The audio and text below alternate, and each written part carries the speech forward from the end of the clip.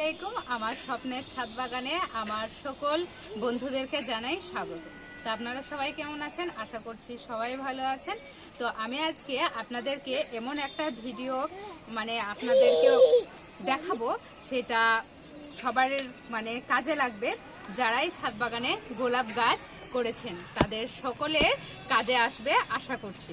তো আমি আগের ভিডিওতে আপনাদেরকে দেখিয়েছিলাম যে আমার এই যে গোলাপ গাছগুলো নার্সারি থেকে আমি এনেছিলাম, আনার পর যে প্রতিস্থাপন করেছিলাম আমার 10 ইঞ্চি টবে।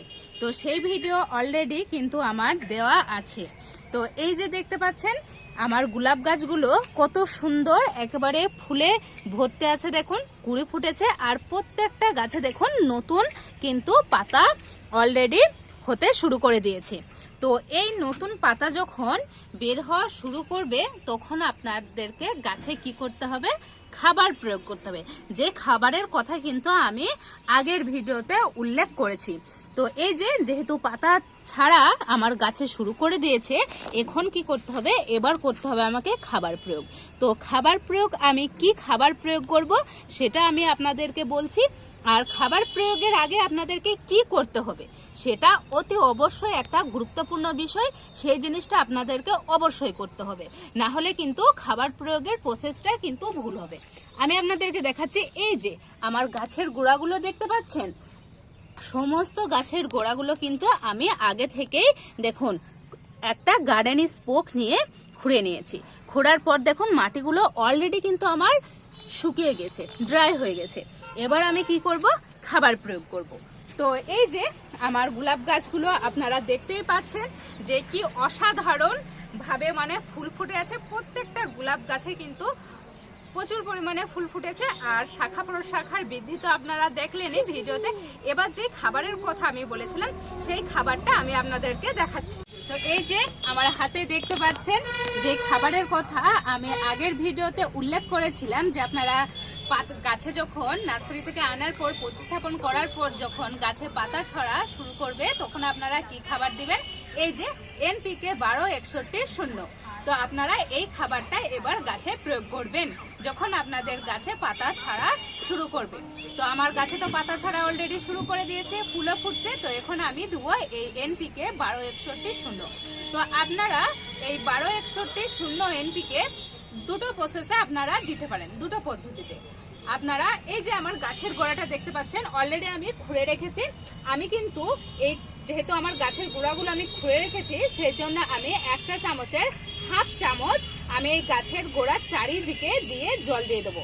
আর একটা প্রসেসে আপনারা দিতে পারেন, আপনারা 2 লিটার জলে 5 গ্রাম এই 12-61-0 দিয়ে গুলে গাছে স্প্রে করতে পারেন।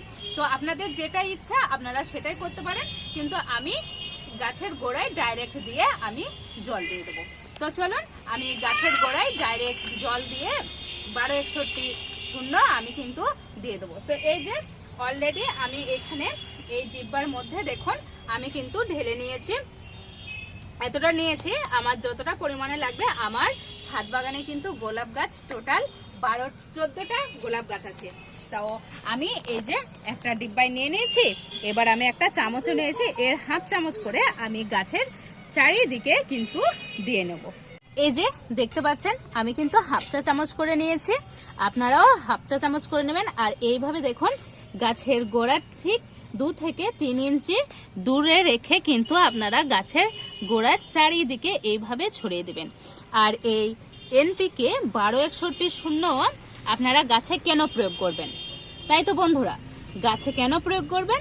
আপনারা এই NPK 12-61-0 গাছে প্রয়োগ করলে আপনাদের এই যে গোলাপ গাছ, সেই গোলাপ গাছের মূল আপনাদের শক্ত হবে।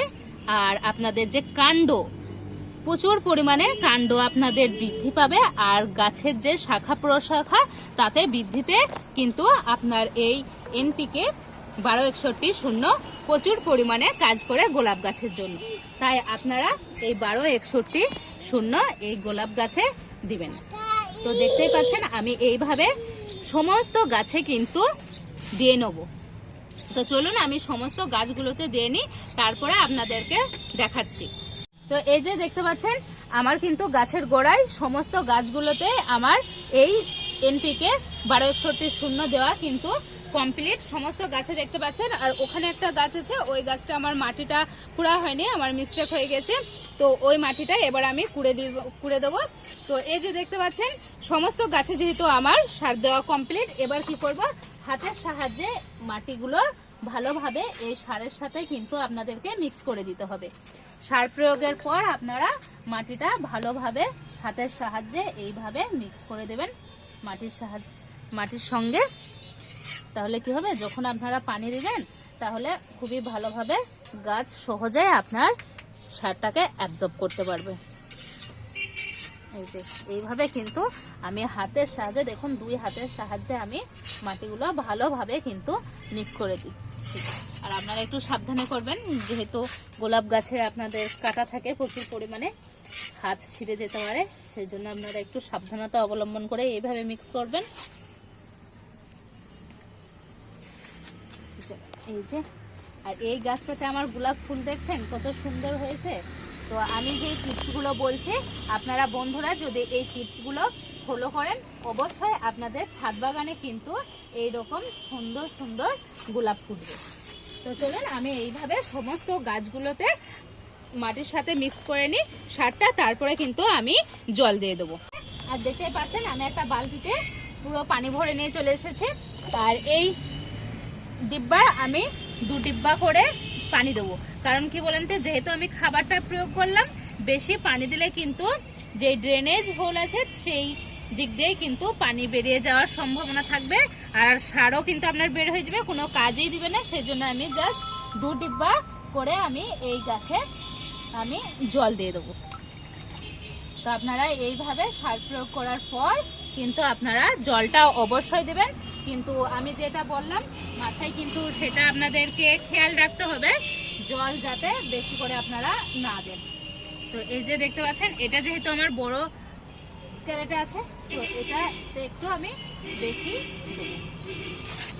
তারপরে আবার জল প্রয়োগ করা যাবে, কোনো সমস্যা নেই, কিন্তু আপনারা বেশি জল কিন্তু গাছে দিবেন না।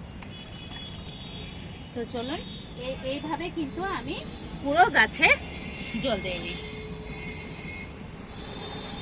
এই যে দেখতে পাচ্ছেন সমস্ত গাছগুলোতে কিন্তু আমার জল দেওয়া কমপ্লিট। আপনারা দেখতেই পাচ্ছেন জল দেওয়া আমার যেহেতু কমপ্লিট হয়ে গেছে। এবার একটা যেটা বললে নয়, তো সেই কথাটা কি, এই যে আমি এখন খাবার প্রয়োগ করলাম, এই খাবার প্রয়োগ করার মিনিমাম 15 দিন পর আপনারা কি করবেন, একটা ব্যালেন্স আপনাদেরকে খাবার কিন্তু গাছে প্রয়োগ করতে হবে। তো সেই ব্যালেন্স খাবারটা কি আমি আপনাদেরকে বলে দিচ্ছি, এনপিকে 20-20-20 বা এনপিকে 19-19-19, যেটাতে আপনার নাইট্রোজেন, ফসফরাস, পটাশিয়াম সমস্ত কিছুই সম পরিমাণে থাকবে। তো এই খাবার কিন্তু আপনারা জাস্ট এটা দিলাম, তার 15 দিন পর কিন্তু আপনারা এই খাবার প্রয়োগ করতে থাকবেন। আর এই যে গাছগুলো দেখতে পাচ্ছেন, এই গাছগুলো এই তো এবার তো আপনার গ্রীষ্মকাল মানে অলরেডি পড়েই গিয়েছে, আপনার এখন থেকে হালকা হালকা গরম লাগছে। তো যখন আপনার ভরপুর গরম পড়ে যাবে, তখন আপনার গোলাপ গাছে কি করতে হবে, গোলাপ গাছে আপনাদেরকে মিনিমাম 3 বার তো স্নান করাতেই হবে দিনে। আপনারা 3 বার গাছকে স্নান করে দেবেন। আর প্রখর রোদে কি হয় বলেন তো, গাছের পাতাগুলো ঝলসে যায়, পুড়ে যাওয়ার চান্স থাকে, সেজন্য আপনাদেরকে মিনিমাম 3 বার করে গোসল করে দিলে দেখবেন গাছ সতেজ একদম তাজা থাকবে আপনাদের ছাদ বাগানের গোলাপ গাছ। তো চলুন ভিডিওটা কেমন লাগলো অবশ্যই আপনারা কমেন্ট করে আমাকে জানাবেন। আর অবশ্যই আমার ভিডিওতে যারা দেখেন তারা তো এইরকম টিপস নিত্য নতুন পেতেই থাকবেন। তো আর আমার ভিডিও যারা নতুন দেখছেন তাদের কাছে সকলের রিকোয়েস্ট আমার, অন্তত তারা আমার চ্যানেলটাকে অবশ্যই সাবস্ক্রাইব করে আমার পাশে থাকবেন। আর এইরকম ভিডিও পেতে আমার চ্যানেলটাকে তো অবশ্যই সাবস্ক্রাইব করবেন। তো চলুন আরও দেখা হচ্ছে নেক্সট কোনো ভিডিওতে, আরও একটা তথ্যমূলক ভিডিও নিয়ে আমি আপনাদের কাছে হাজির হব। তো চলুন ভিডিওটা আজকের মতো এখানে শেষ করছি, টাটা।